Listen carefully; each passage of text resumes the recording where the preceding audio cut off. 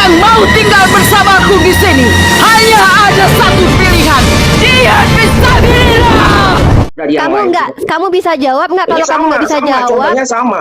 Ketika terjadi ada pembunuhan, ya terjadi ada pembunuhan, kenapa Tuhan Anda tidak bertindak? Tuhan Islam itu nggak bertindak. Sedangkan ada tindakan di dalam Islam itu Allah memberikan hukum. Kalau ada yang membunuh, kita boleh minta kisas. Itu salah satu tindakan Tuhan. Ngapain Tuhan memberikan kamu hukuman? Kenapa tidak dilakukan dari awal supaya tidak ada pembunuhan? Ya kamu juga tuntut Tuhan mula. Aku turun aja lah soalnya. Iya udah Bang Irip, ya Bang Irip. Tanah Bumbu, kalau kamu nggak bisa menjawab, mending kamu turun. Kalau cuma tantrum dan kamu cuma curhat, bisa jawab nggak? Kalau nggak bisa membalas, makanya bisa Anda jawab nggak? turun. Ya kalau nggak bisa jawab nggak usah di sini, nggak bisa jawab. Bang Irip naik lagi dong tuh, Bang Irip jadi ngambek. Kamu bisa jawab atau enggak? Kalau nggak bisa jawab turunlah. Bisa nggak? Anda juga nggak bisa jawab kan pertanyaan saya. Iya, enggak kamu nggak bisa, enggak satu. Ya, pertama pertanyaan saya, kamu mampu kan, tidak kalau memperdebatkan suatu ayat itu kan debat kusir. Ya kamu nggak bisa karena jawab. Anda juga apa tidak yang bisa membahas dasarnya. Tuhan Islam mana ketika ada terjadi pembunuhan? Allah Subhanahu wa Ta'ala itu bukan Tuhan yang turun jadi manusia terus mati dibunuh, bukan begitu. Kamu kalau meminta Tuhan menyelamatkan kamu, memang bukan. Tuhan itu bukan seperti itu. Iya, Tuhan seperti apa? Kenapa tidak bentar baca, Naca diam dulu. Saya tanya, tanah bumbu saya mau tanya sama kamu. Oke, baik. Saya kasih tahu kamu rahasianya ya. Tuhan yang disebut dengan Tuhan itu, dia punya kehendak. Pertama, dia memberikan peringatan dan memberikan kabar baik. Kabar baiknya bagi kalian yang beramal soleh dan beriman, maka kalian masuk surga. Tapi kalau kalian melanggar, maka kalian masuk neraka. Maka Tuhan memberikan free will, kehendak bebas. Dan itu bukan hanya Tuhannya umat Islam, tapi kamu nggak percaya ada surga dan neraka? Tulisan orang dan tulisan manusia. Terus kamu berarti kamu nggak percaya? Emang dia Tuhan, kalau dia Tuhan ini, kenapa tidak dilakukan dari awal supaya tidak ada terjadi pembunuhan? Ya udah, berarti kamu nggak percaya ada Tuhan gitu? Ini sama dengan kasus ini sama. Ayat ini. Jangan debat kusir, tolong host. Ya nggak gini ya, tanah bumbu ini sebenarnya dia sedang tidak mengkritisi agama saya, tapi dia mengkritisi agamanya sendiri. Karena justru Tuhannya lebih kejam daripada Tuhan yang digambarkan dia. Tuhan Islam Anda. Maksudnya? Ketika terjadi pembunuhan sesama Islam itu Tuhan Islam Anda mana? Tuhan kami memberikan free will. Kalian memilih membunuh ya masuk neraka. Hukumannya bisa di dunia, bisa juga di akhirat. Tapi ada hukuman. Dong. Yang maha kuasa itu maksudnya bagaimana coba? Tuhan seperti apa yang maha kuasa menurut Anda? Sebut Allah maha kuasa itu kan kalian sebut-sebut tiap Tuhan yang maha kuasa itu yang seperti apa menurutnya? Menurut kamu seperti apa? Yuk kita bahas. Ya menurut kitabmu seperti apa? Tuhan yang maha kuasa itu Tuhan yang berkehendak. Tuhan saya, nggak bisa gitu dong. Mana dalilnya dalam Al-Quran seperti itu? Lah, Allah maha kuasa yang maha ya? Iya maha kuasanya seperti yang kamu mau ya nggak gitulah. Memangnya Tuhan ini berdasarkan dikte kamu. Nah, berarti kan tetap aja tidak akan selesai kalau seperti ini. Apanya yang harus diselesaikan? Ayat seperti ini mana boleh terjadi? Kembali mana ke ayatnya aja, jangan melebar kemana-mana. Ya, sorry ya teman-teman, orang ini nggak bisa jawab, tapi yang ada cuman dia curhat dan tantrum. Sorry, saya butuh orang yang berilmu yang menjawab ke sini. Tadi Bang Irip tuh mau jawab, tapi nggak jawab. Jadi Andre, saya fokus ke Andre deh kalau gitu ya. Andre menjelaskan bahwa itu hanya dia hanya memperingatkan. Tapi Andre bilang itu tidak terjadi karena Tuhan tidak mungkin ambil. Maka mari kita pertanyakan kepada Andre. Silakan kamu buka 2 Samuel pasal 16 ayat 22 Andre. Itu adalah ayat korelasi yang dibuat oleh LAI sendiri. Gimana? Bahwa itu kamu buka 2 Samuel pasal 16 ayat 22. Ya saya pikir tadi si itu tuh ada ininya, ternyata dia cuma pengen menghindari pertanyaan. Masa pertanyaannya lari-lari kemana ke Tuhan? Oh Tuhan Maha Kuasa itu ketika ada yang mau mati terus dihalang-halangi Tuhan gitu. Jangan kau bunuh maka akulah yang disebut berkuasa. Atau ada anak yang mau dijolimi, jangan kau lakukan, jangan kau. Ya maaf, aku kan cuma bercanda. Iya, aku cuma kasihan aja cara berpikir. Bawa ke mana? Ke 2 Samuel berapa? 2 Samuel berapa? Ya 2 Samuel pasal 16 ayat 22. 2 Samuel pasal 16 ayat 22. Korelasinya apa itu? Kok korelasinya apa? Kan itu terjadi. Istrinya Daud ditiduri sama anaknya sendiri. Kan Tuhan mengatakan, aku akan mengambil istrimu, aku akan menimpakan malapetaka dari kerabatmu sendiri. Aku akan mengambil istrimu dan memberikannya untuk apa itu? Sebab engkau telah melakukannya secara tersembunyi, tapi aku akan melakukan hal itu di depan seluruh Israel. Dan itu terjadi ketika gundik-gundiknya Daud ditiduri oleh anaknya sendiri yang bernama Absalom di depan seluruh Israel. Itu terjadi. Bukannya Tuhan cuman gertak-gertak doang. Lu pikir Tuhan gertak-gertak doang sama Daud, padahal Daud sudah berzina. Dan Daud tidak berhenti loh. Faktanya dia justru menjadikan Batseba sebagai istrinya dan membunuh Urea, suaminya Batseba itu. Dan kamu bilang itu tidak terjadi. Oh my god. Bahkan LAI sendiri menjadikan itu ayat korelasi loh. Saya kan tadi udah bilang tadi penjelasan Anda nggak paham tadi penjelasan saya. Saya kan udah jelasin tadi. Apa penjelasan Anda? Anda bilang kan itu tidak terjadi. Awalnya itu kan makanya kenapa Nathan itu diberi peringatan melalui firman Tuhan itu, Bukan memberi Nathan, warning kepada Nabi Daud. No, aduh, kamu ngerti nggak sih? Makanya kamu baca dulu. Nathan memperingatkan Daud sehingga Tadi Daud menyesal. Itu kan ini orang udah salah. Konteksnya di situ. Makanya saya salah bilang, dikasih tahu. ketika Anda membawa pasal ayat yang dua-dua itu Anda udah kejauhan. Jadi di situ kok kejauhan? Nathan itu yang mengkorelasi. Kamu tahu tidak itu tanda bintang kalau kamu enggak, kamu punya enggak?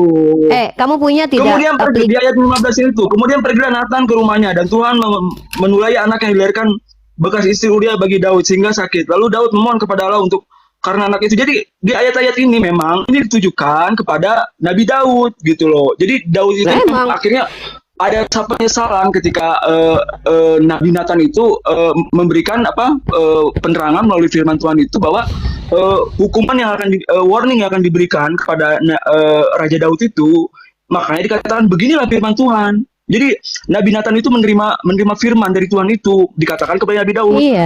Kasarnya begini, contohnya begini, Raja Daud, bahwasannya malapetaka akan kutimpakan ke atasmu yang datang dari kaum keluargamu sendiri. Aku akan mengambil istri-istrimu di depan matamu dan memberikannya kepada orang lain. Orang itu akan tidur dengan istri-istrimu di siang hari.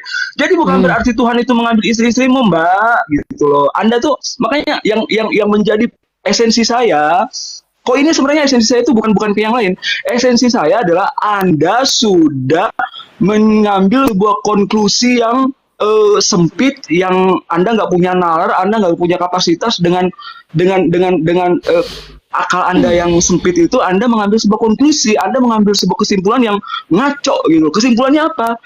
Tuhan mengambil istri itu yang Anda sampaikan. Jadi Anda tuh menarik sebuah konklusi.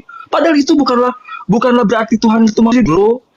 Anda pahami, makanya saya bilang pahami latar belakang dari konteks ayat itu. Iya. Terus konteks ayatnya apa?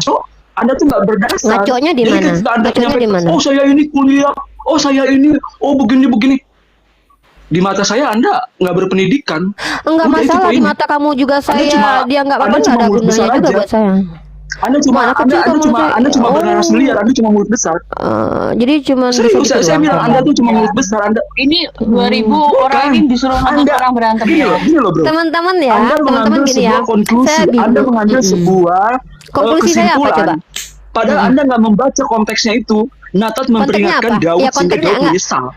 Iya, dan itu tidak pernah dilakukan Tuhan. Di sini, Nathan itu memperingatkan Daud. Ya, dan tidak dilakukan Tuhan. Daud itu menyesal karena apa? Karena perzinahannya. Daud menyesal perzinahan itu. Saya boleh bertanya nggak? Saya boleh bertanya nggak lagi? Melalui Nathan itu diperintahkan. Beginilah firman Tuhan. Tetapi Anda mengambil sebuah konklusi bahwa Tuhan mengambil istri. Nah itulah kesalahan fatal Anda itu. Konklusi Anda itu yang salah gitu loh. Gantian dong. Jadi Anda minta maaf dulu nggak? Mau minta maaf nggak? Enggak dong. Mau minta maaf nggak? Kamu mempelintir kitab kamu minta maaf enak aja. Masa kamu menuduh kitab kamu berbohong? Kamu mempelintir kamu yang kurang. Oke, saya akan bacakan. Justru Anda yang sudah menghinakan ayat orang gitu. Oke, berarti menurut kamu Tuhan tidak mengambil ya? Ayat Alkitab orang. Ketika ayat Quran Anda didistorsi, Anda marah. Anda mengatakan distorsinya di mana? Tunggu dulu. Justru di sini Anda itu sudah mendistorsi ayat saya. Oke, ngomong dulu. Ayat di dalam kitab, ayat di dalam Samuel ini, Anda sudah distorsi, Anda sudah menghinakan ayat ini. Mengapa hinanya apa? Anda menuduh Tuhan mengambil istri. Itu yang Anda bilang Anda sudah menghina. Paham nggak Anda? Anda nggak sadari. Tapi Anda itu kan merasa ada dong. Anda tuh merasa diri Anda itu apa? Biarkan dia puas dulu sampai dia selesai, baru kita ngomong ya, karena dia nggak Anda tuh merasa nyocos. Anda tuh merasa Anda tuh pintar, makanya tadi Anda ngomong kan, oh saya ini kuliah, oh saya ini begini. Anda tuh terlalu sombong, padahal menurut saya Anda tuh, maaf ya, dangkal ilmu Anda tuh, pemikiran Anda tuh nggak ada, ya. Jadi ketika Anda membawa sebuah konklusi, Anda menarik kesimpulan, Tuhannya orang Kristen mengambil istri-istri di siang hari. Jadi itu konklusi Anda, kesimpulan Anda, padahal tidak. Makanya saya bilang, jadi kalau orang Islam itu gini, orang Islam itu kalau dibawa ayatnya lalu dengan makanya baca dong. Aduh, nggak usah curhat lah. Udah belum, udah selesai belum? Udah, gantian dong. Memangnya yang cerewet cuma Anda, memang cuma Juma yang cerewet. Saya juga cerewet, bro. Oke tuh, ya udah, nggak apa-apa. Udah belum? Iya, yang cerewet bukan cuma Anda dan Juma, saya juga cerewet. Ya udah kalau belum. Menyangkut Kalau udah gantian. ayat di dalam kitab suci saya bakal udah cerewet belum. loh. Karena kenapa? Udah belum? Udah. Aku ketawa, terguncang banget itu ketawa, ya ampun. Udah. Si Joe mengatakan saya mengambil Joe mengatakan saya mengkonklusikan ayatnya secara salah. Mari kita baca baik-baik ya teman-teman ya. Kita akan buktikan siapa yang mempelintir kitab sucinya sendiri. Baik. Kita kembali ya, dan dia merupakan ayat korelasi, dan itu benar-benar terjadi ya oleh Tuhan. Mari kita bacakan teman. Kita tenang-tenang aja, kita baca saja. Kita tidak perlu mengambil kesimpulan, tetapi kita membacakan saja. Baik, kita ulang ya. Beginilah firman Tuhan, bahwasanya malapetaka akan kutimpakan ke atasmu yang datang dari kaum keluargamu sendiri. Aku akan mengambil istri-istrimu di depan matamu dan memberikannya kepada orang lain. Orang itu akan tidur dengan istri-istrimu di siang hari. Teman-teman, kalau teman-teman punya aplikasi dari terjemahan baru yang diterbitkan oleh LAI, teman-teman cari ayat korelasi. Ayat korelasi itu adalah di mana ayat satu terkorelasi dengan ayat lain. Contohnya, makanya ada tanda bintang, saya tunjukkan di Nona Cebi ya. Ini bukan buatan umat Islam ya teman-teman. Nah, teman-teman lihat itu ada tanda bintang di setelah kata siang hari. Maka teman-teman klik ayat itu, maka akan merujuk kepada satu ayat di mana ayat itu terpenuhi. Teman-teman tahu tidak arti sebuah misalnya kalau teman-teman baca Perjanjian Lama, ketika ada nubuatan, maka akan terjadi penggenapan. Itu namanya ayat korelasi. Nah, maka kita akan merujuk kemana? Kita akan merujuk kepada 2 Samuel pasal 16 ayat 22. Ini ya, saya telah klik bintang, maka saya diajak ke 2 Samuel pasal 16 ayat 22. Di situ terjadi apa yang Tuhan sampaikan. Apa itu? Maka dibentangkanlah kemah bagi Absalom. Absalom itu adalah anaknya Daud. Tuhan sudah bilang, malapetaka dari keluargamu sendiri. Nah, Absalom itu adalah anaknya Daud. Nah, Absalom di atas sotoh. Lalu Absalom menghampiri gundik-gundik ayahnya, yaitu gundik-gundiknya Daud, di depan mata seluruh Israel. Itu terjadi. Kata si Andre, saya melakukan konklusi yang salah dengan menuduh Tuhannya mengambil istri orang. Pertama, dia mempelintir kitab sucinya sendiri. Jelas Tuhan dia sudah memperingatkan Daud. Karena itu, kalau kita katakan itu peringatan ya teman-teman, maka Tuhan itu kayak gertak sambal gitu. Ini contoh ya, kamu udah berzina. Kalau kamu berzina, maka saya akan potong kepala kamu, kan begitu tuh. Dia udah zina tapi nggak dipotong, itu namanya Tuhan gertak sambal. Tuhan cuma kasih peringatan doang tapi tidak bertindak. Padahal Tuhan sudah bilang di situ, aku akan melakukannya secara terang-terangan karena kamu telah melakukannya sembunyi-sembunyi. Tuhan sudah menegaskan itu melalui si Samuel. Siapa tadi? Si Nathan. Makanya Daud itu menyesal. Even seperti itu, Tuhan berkali-kali melakukan hukuman. Bahkan ketika yang berzina adalah Daud, yang anehnya lagi, Tuhan tidak membunuh Daud. Padahal hukum berzina dalam kitab Perjanjian Lama itu dimatikan. Yang dibunuh Tuhan adalah anak hasil jinanya yang tidak mengerti apa-apa, yang dilahirkan dari hasil jina. Yang berzina bapak mamanya, yang dibunuh Tuhan adalah anaknya, yang ditulah adalah anaknya. Jadi ini menurut aku tuh kayak kesalahan bapaknya, anaknya yang ditimpa. Kemudian yang lebih mengerikannya lagi, dia mengatakan itu tidak terjadi, sementara itu terjadi di 2 Samuel pasal 12 ayat 16. Dan dia mengatakan saya memfitnah Tuhannya mengambil istri orang, padahal Tuhannya sendiri yang mengatakan aku akan mengambil istri-istrimu dan memberikannya kepada orang lain gitu. Lalu gue yang dituduh. Aneh sekali. Tapi nggak apa-apa teman-teman. Teman-teman ya, saya ajarin cara baca Bible ya. Teman-teman kalau punya aplikasi seperti saya terjemahan baru, teman-teman kalau baca, kalau ada tanda bintang, itu namanya ayat korelasi. Ya, ayat korelasi itu di mana ada penggenapan, di situ ada nubuatan. Contoh, misalnya Yesaya sekian-sekian, nubuatan ini nanti digenapi di Matius. Nah, itu artinya apa?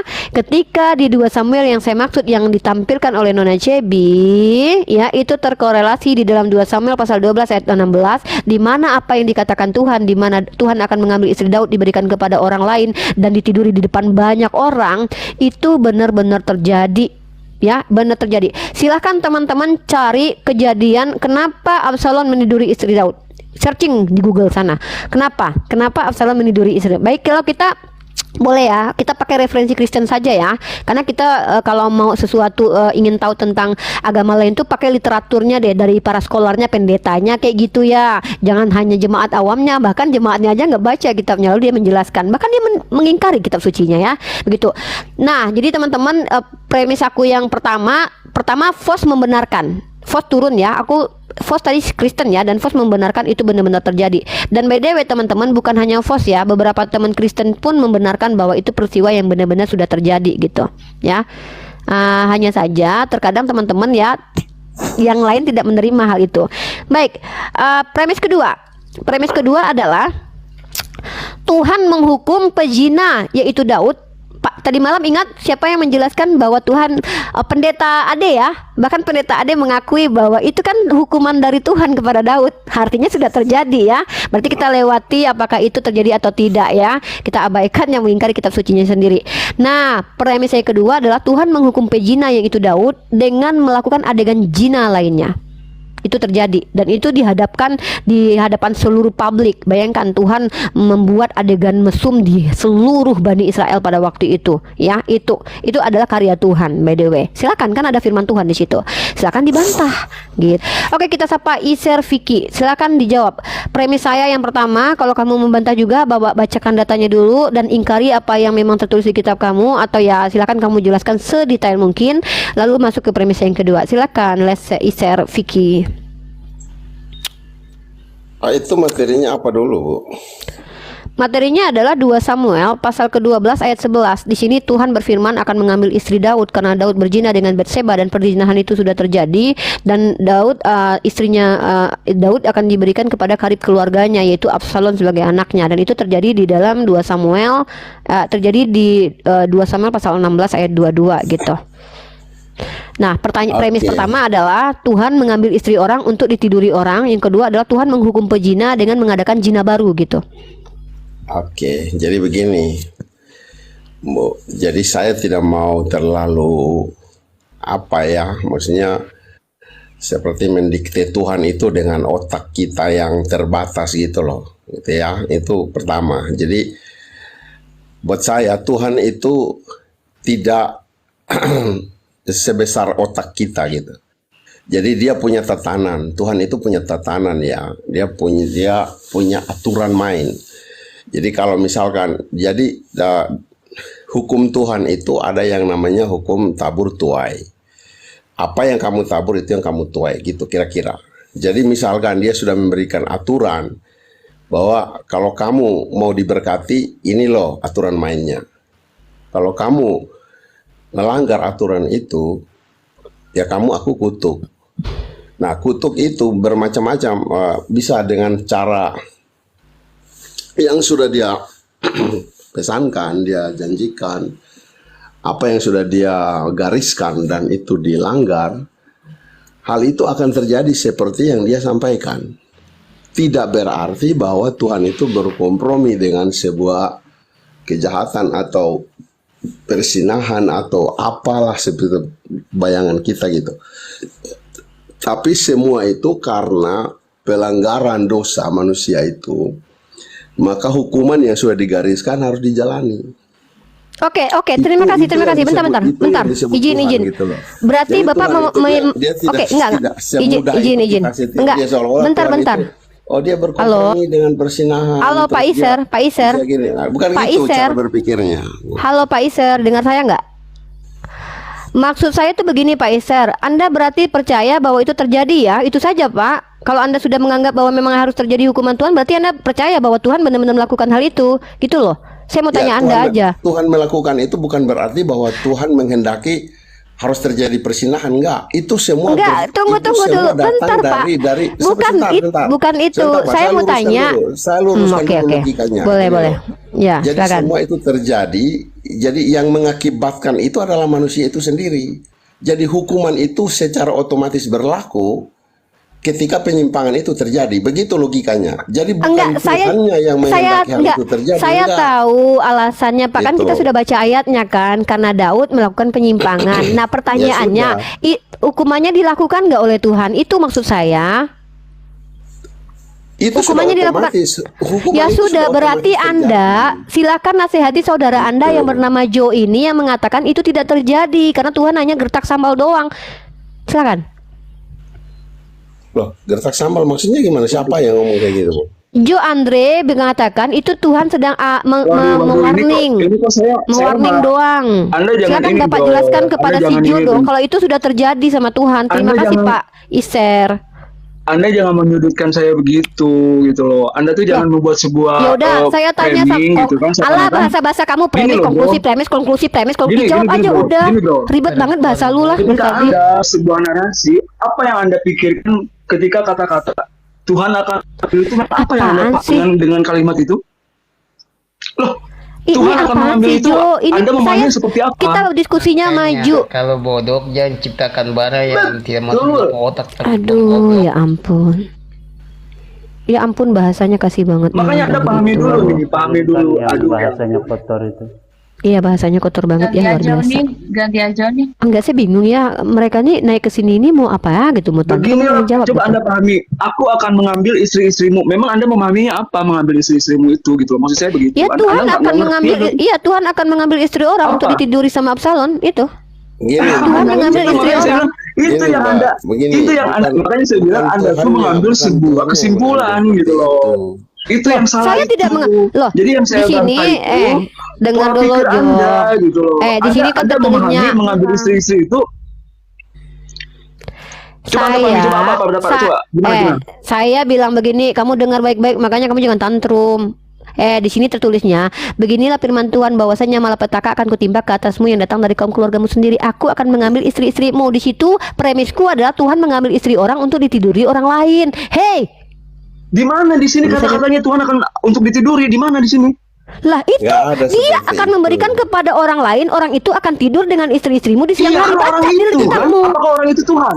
Orang itu akan tidur dengan apakah orang itu Tuhan? Itu asumsi. Mbak. Anda ini, nah di sini Asumsi. Anda memahami kalimat ini aja subjek, predikat, objeknya Anda nggak paham. Anda tuh waktu kuliah, tapi Anda nggak paham subjek, Mari mana SPOK subjek, yuk. mana predikat, Oke, mana objek. subjeknya Anda siapa? tuh belajar Subjeknya dulu siapa? deh. Iya, ya udah subjeknya siapa di Anda tuh situ? belajar.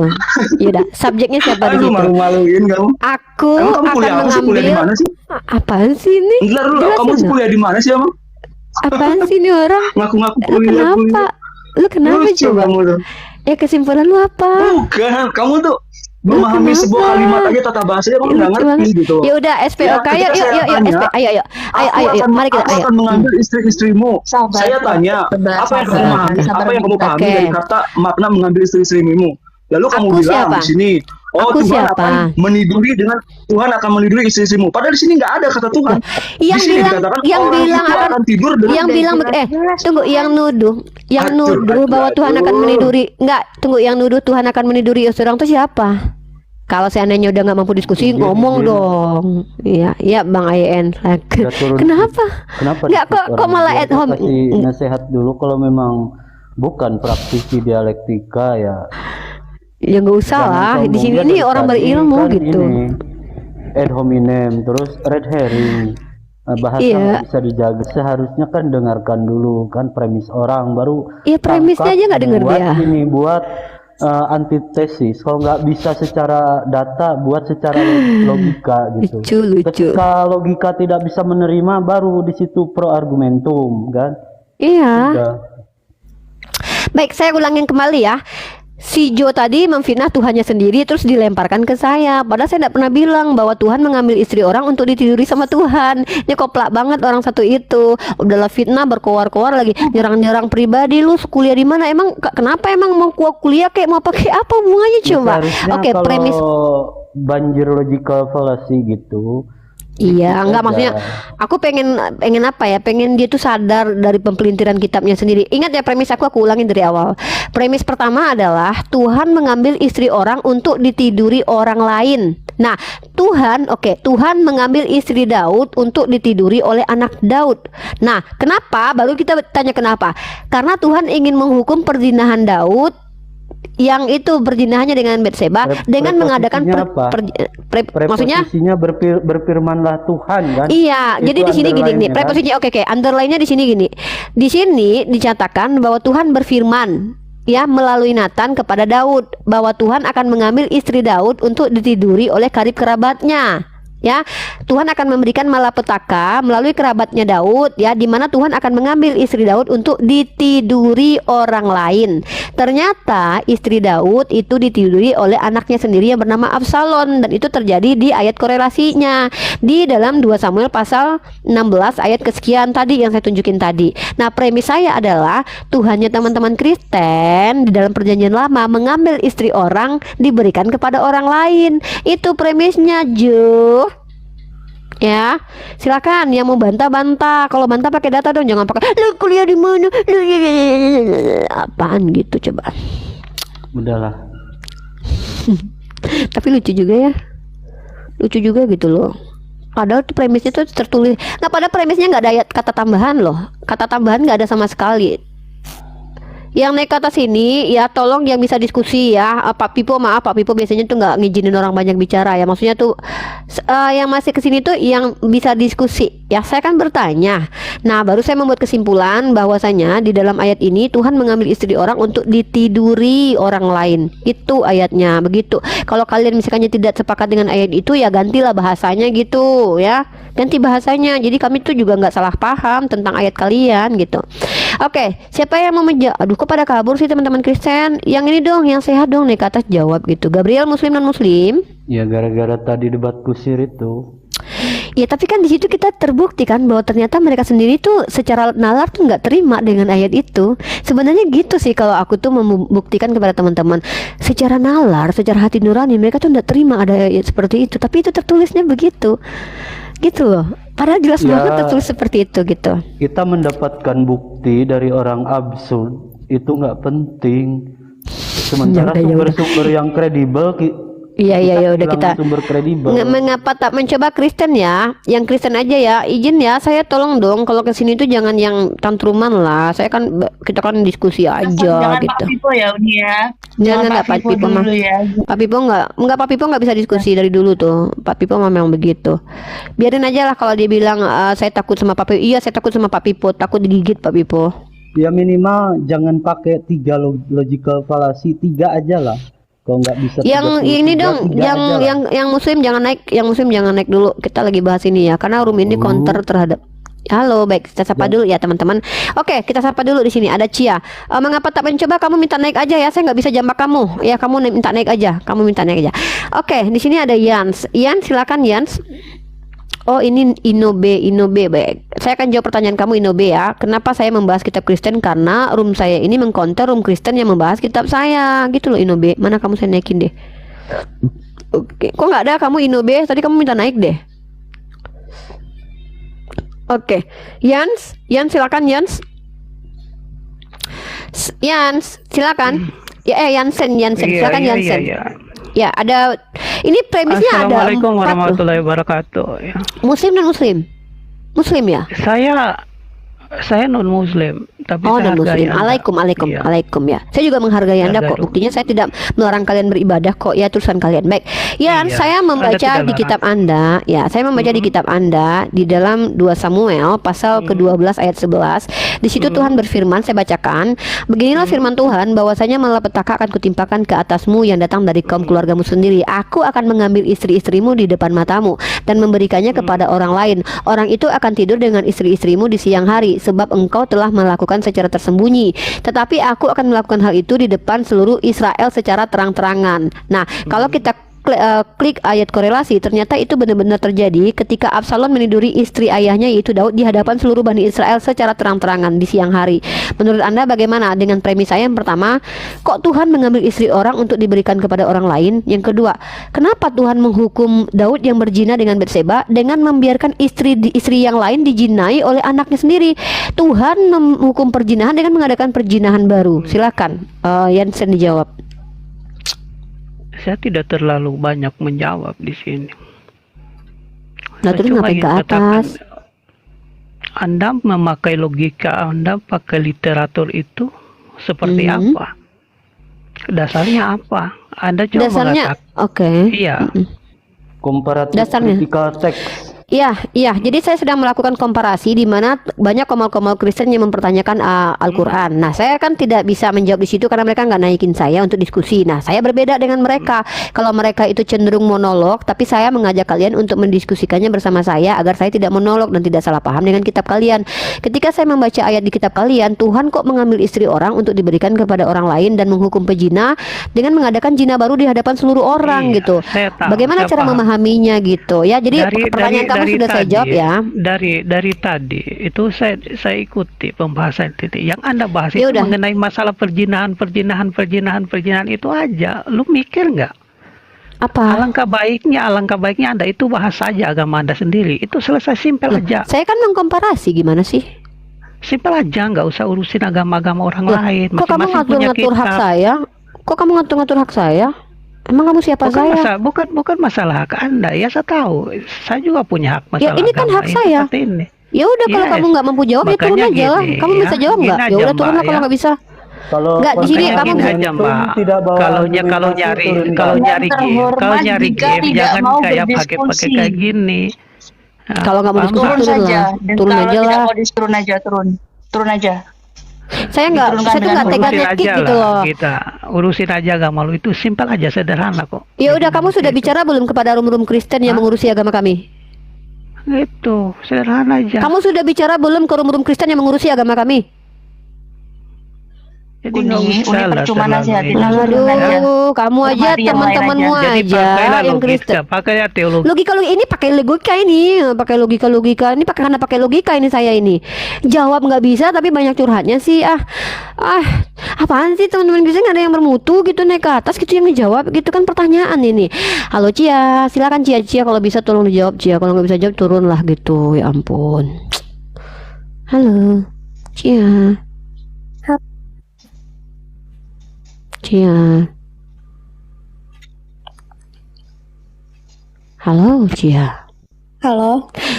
Kristen dan Kristen Muslim Cia. Non Muslim. Oke, silakan Cia mau menjawab atau mau bertanya Cia. Ya ampun, pasti curhat lagi nih Cia nih. Kak, janganlah bahas kita. Ini ya, aku mau bertanya aja Uni. Oke, silakan pertanyaannya. Tapi nggak bisa jawab berarti ya? Untuk menjawab sih sepertinya kan saya juga masih belajar ya di hidup ini. Oke, siap. Nggak apa-apa. Disclaim itu penting bagi saya. Jadi saya nggak paksa kamu untuk menjawab sayang. Saya begitu orangnya, saya tuh nggak jolim. Kalau kamu sudah disclaim bahwa kamu nggak mampu jawab, itu bagus. Karena saya akan jelaskan kepada kamu nanti secara tertulis nanti. Dan nanti kamu tanya sama pendeta kamu ya. Sebelum kamu bertanya, saya membawa premis dulu. Begini Cia, mohon maaf ya. Room Uni itu room mengcounter room Kristen yang mempertanyakan agama Uni. Uni juga punya hak melakukan balasan yang sama, yaitu mempertanyakan dalil di kitab suci kalian. Di dalil kitab sucinya Cia ini, Tuhan di dalam perjanjian lama itu mengambil istri Daud untuk ditiduri anaknya. Tuhan sendiri yang berfirman begitu. Nah, itu terjadi ketika Absalom meniduri istri gundik-gundik bapaknya yaitu Daud. Kenapa Tuhan lakukan itu? Untuk menghukum Daud yang telah berzina dengan Batseba. Nah, premisnya adalah Tuhan mengambil istri orang untuk ditiduri orang lain. Yang kedua, Tuhan menghukum pezina dengan mengadakan zina lain. Mengapa? Tolong ditutup dulu. Udah ya, udah. Gitu Jia, itu premisnya ya. Makanya Uni bertanya balik kepada teman-teman Kristen. Dan Uni harap itu teman-teman Kristen tuh menjawab lah, nggak usah ngamuk-ngamuk lah. Kalau kalian mau marah dengan kitab suci kalian, ya kitab suci kalian aja kalian marahin, jangan saya gitu. Oke Cia, apa pertanyaannya Cia?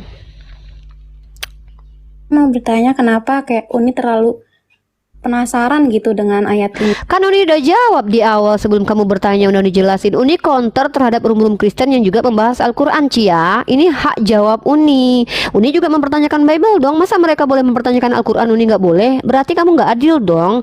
Kalau kamu pengen tidak boleh ada debat agama, kamu datang dulu teman-teman Kristenmu, Ica, Mikana, PC Kiding, banyak banget teman-teman kamu yang mempertanyakan agama-agama Uni. Giliran Uni bertanya balik, kok kamu ngamuknya nggak terima di sini gitu. Jangan curhat lah, bisa jawab atau enggak Cia, atau ganti pertanyaan lah, pertanyaan tentang Islam gitu Cia. Kalau cuma mau curhat jangan di sini, ini bukan room curhat. Ya ampun.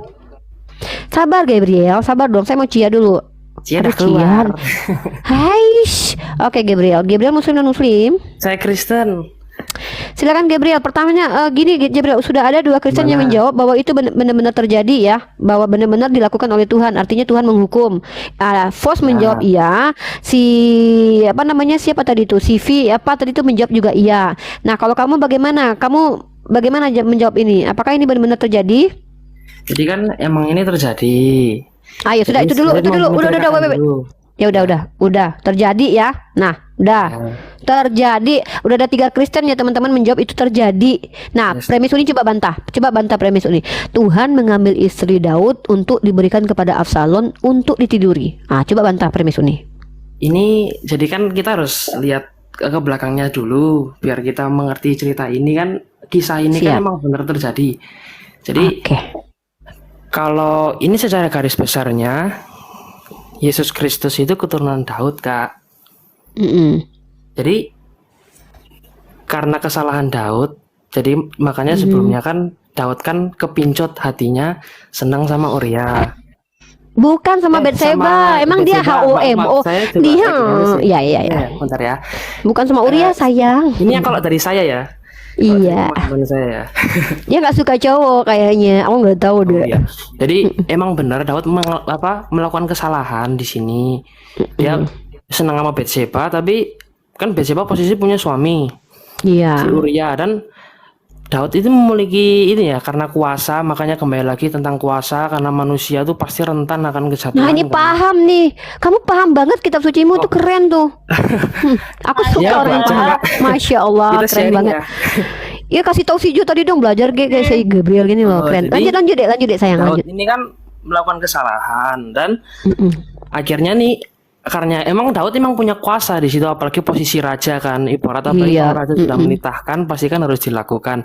Dan kebetulan Uria tuh dibuat mabuk dan isinya dapat surat, intinya kan ada peperangan, terus Uria ditaruh depan.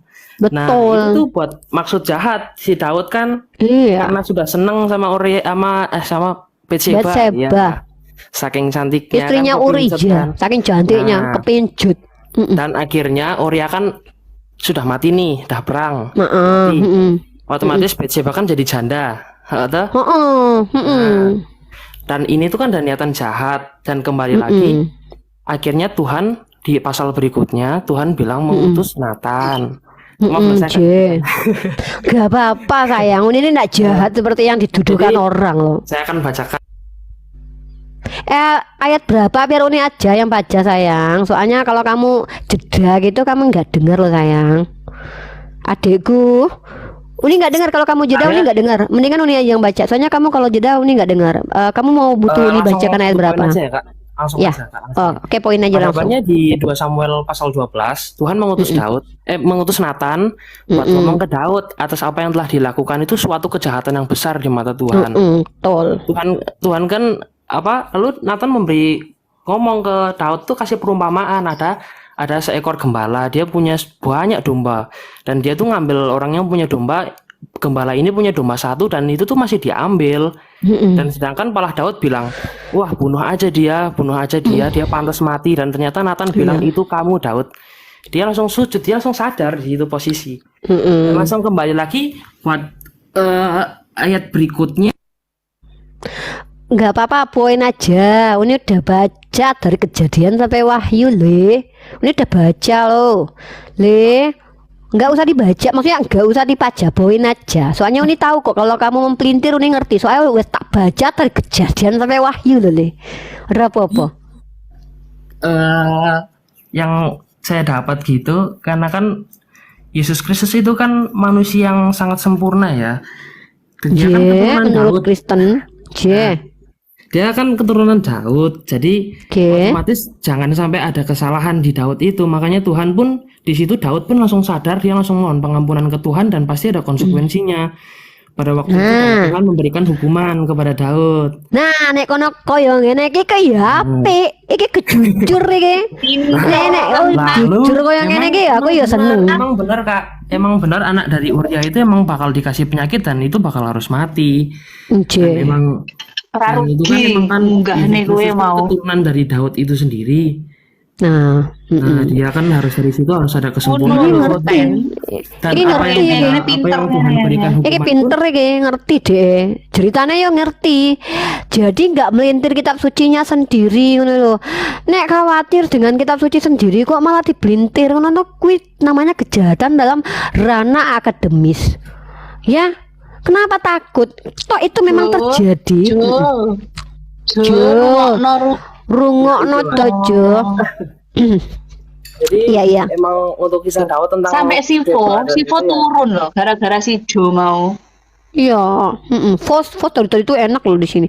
Ya, Gabriel, mungkin boleh Uni bertanya, Dekku? Oh iya, silakan Kak. Pertama, pertanyaan Uni itu begini. Kalau kita lihat rentetan kejadiannya itu, ketika Daud tertarik melihat Batseba di atas soto, kemudian mengirim suaminya untuk dibunuh, untuk berperang, meletakkan di paling depan, akhirnya Uria mati.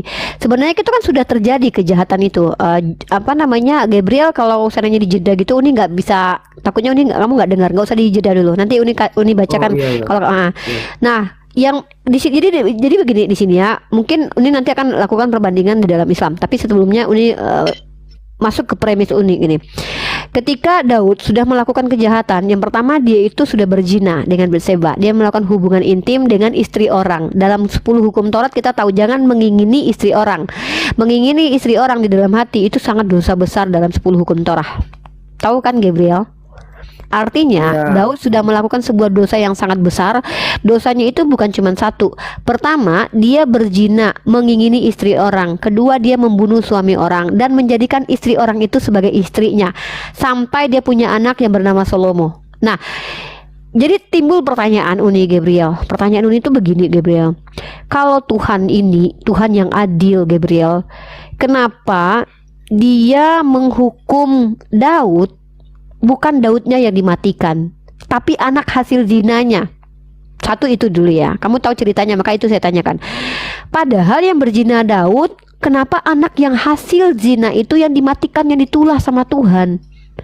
Ya, kenapa? Itu pertanyaan Uni. Maksudnya tuh kayak, apa betul kamu mengimani Tuhan yang seperti ini gitu? Tuhan yang ketika yang berzina yang harus mati, dalam kitab Taurat dikatakan yang berzina di Imamat ya, yang berzina itulah yang harus mati. Tapi kok Daud kok tidak dimatikan Tuhan, padahal dia yang berzina, tapi anaknya yang dimatikan. Itu satu. Yang kedua adalah, kalau kita lihat lagi Tuhan seolah-olah membela Daud dengan cara apa? Ketika Daud sudah melakukan hal itu, kenapa Tuhan menghukum perzinahan Daud dengan membiarkan bahkan mengambil istri Daud untuk dijinahi oleh anaknya? Lagi-lagi istrinya Daud yang menanggung, istri-istri Daud yang menanggung kesalahan dari Daud, bukan Daud sendiri. Nah, anak hasil zina sudah dimatikan, mati. Istrinya yang tidak tahu apa-apa ditiduri oleh anak Daud sendiri. Dan yang ketiga adalah Tuhan menghukum Daud berzina. Artinya Tuhan tidak mau kan Daud berzina, tapi mengizinkan perzinahan baru dengan memberikan istrinya untuk dijinahi oleh Absalom di hadapan seluruh Bani Israel. Jadi ada 3 premis dalam satu ayat itu. Sebenarnya 5 premis, cuman Uni bawa yang 3 premis dulu lah. 3 premis dulu. Ini mohon maaf, ini Tuhan seolah-olah tuh kayak tidak adil, mencederai keadilan Tuhan. Yang kedua, Tuhan membiarkan adanya hubungan intim di hadapan publik. Tuhan membiarkan adanya hubungan intim di hadapan publik. Bahkan Tuhan sendiri yang mengambil istri orang untuk dijinai. Itu premis-premisnya. 3 premis itu sangat menyakitkan sih memang kedengaran. Tapi itulah fakta yang kita baca dalam kitab 2 Samuel pasal 12 ayat 11 itu Gabriel. Sebelum ke mengapa, saya mau ke Gabriel dulu menjelaskan. Ya, siap. Jadi kan begitu. Untuk kakak tadi tanya tentang kenapa Tuhan kasih itu ya? Bukan, pertanyaannya pertama. Yang pertama, kenapa Tuhan itu tidak adil yang berzina Daud dan Batseba? Mengapa? Di mute dulu dong. Di mute dulu. Oke. Mungkin Gabriel bisa untuk nanti standby menjawab. Oh iya. Yang kita tahu kan pada zaman dulu pasti raja istri kan lebih dari satu ya nggak? Setuju nggak? Gimana Dek? Yang kita tahu kan apalagi kak pada waktu itu kan ini kan perjanjian lama ya. Kitab perjanjian lama dulu banget, pasti kan otomatis raja kan istri lebih dari satu nggak sih kak? Benar nggak sih? Iya. Apalagi sepakat. Belum sama yang bukan cuma Daud kok, bukan cuma Daud, Yakub, Abraham itu punya gundik. Abraham punya gundik, Yakub istrinya 4. Semua Enggak, Ishak memang tidak tertulis sih Ishak punya poligami, tapi yang lain-lain tuh rata-rata tuh poligami gitu. Yakub bahkan dari hasil itulah ada 12 suku Israel. Lalu silakan Gabriel, apa yang mau disampaikan? Sebentar ya Kak. Boleh sayang. Oke, standby dulu Gabriel. Jikalau sudah bisa menjawab silakan dijawab. Dan kembali lagi tidak diwajibkan untuk menjawab ya Gabriel adekku. Uni lebih respect ketika kamu mengatakan bahwa saya tidak bisa menjawab atau saya belum bisa. Enggak, di sini kita tidak rendahkan keilmuan orang lain ya. Maksudnya saya belajar dulu deh. Karena Uni juga kadang-kadang nggak jawab semua pertanyaan orang loh Gabriel. Karena Uni kan bukan Google gitu. Jadi Uni tidak memaksa Gabriel untuk menjawab, tapi pelajari sajalah ayat ini. Nanti kalau Gabriel sudah mendapatkan jawaban, silakan bergabung bersama Uni untuk menjelaskan kepada kami agar kami umat Islam tidak menuduh atau salah paham terkait tentang Tuhannya teman-teman Kristen. Ya, diskusi itu untuk itu kok kita lakukan. Jadi Gabriel kalau tidak terburu-buru menjawab juga dekku biar nggak salah jawab ya. Begitu.